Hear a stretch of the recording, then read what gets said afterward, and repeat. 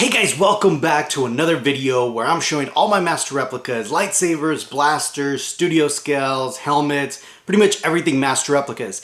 I've already gone through episode 1, episode 2, now we're on to episode 3. I was debating whether to start with the Yoda lightsaber or the Emperor lightsaber. I think we're gonna do Yoda first and then next week I'll post the Emperor one. So let's take a look at it.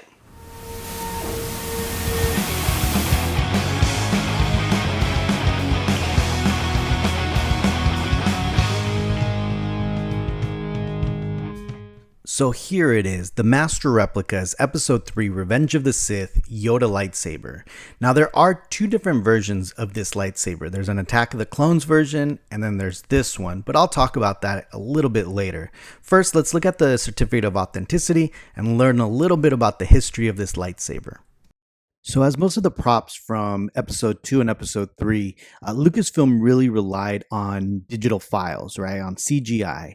So there's a lot of props that were technically digital for, the whole movie.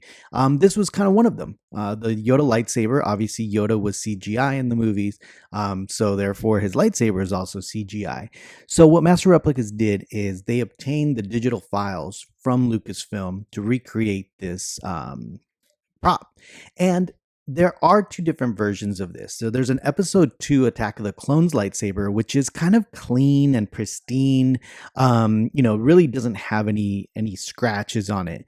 And what Master Replicas did on this one is they kind of took artistic liberty to add a bunch of little scratches and just little dents on this lightsaber to kind of reflect the battle damage that Yoda endured between episode 2 and episode 3.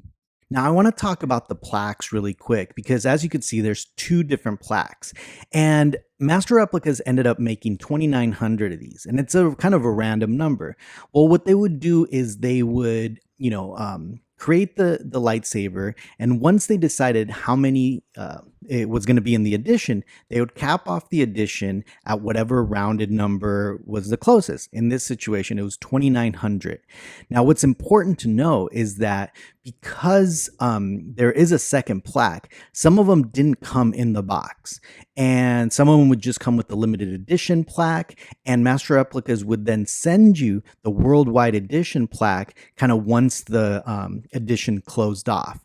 So when you're looking at these in the secondary market, it is very, very important to look for both of those plaques for it to be complete, because a lot of them might only have the first plaque. So keep an eye out for that if you are looking for these kind of later Master Replicas.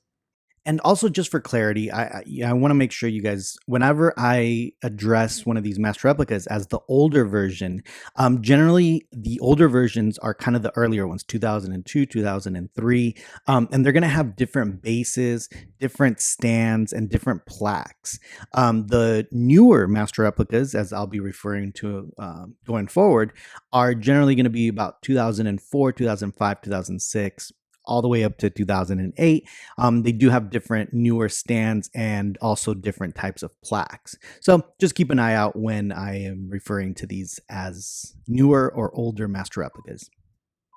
So there it is, guys. This thing is just a beautiful lightsaber. It's such an iconic piece, and it's actually tiny. If anybody owns a Master Replicas, you know how big those plaques are. So you could kind of compare it in size to that lightsaber. It's about, 6 inches. So it's a cute little tiny lightsaber, and but it's definitely a must for any Star Wars fan. So there it is, guys. Thanks, and look out for my next video. Thanks, guys.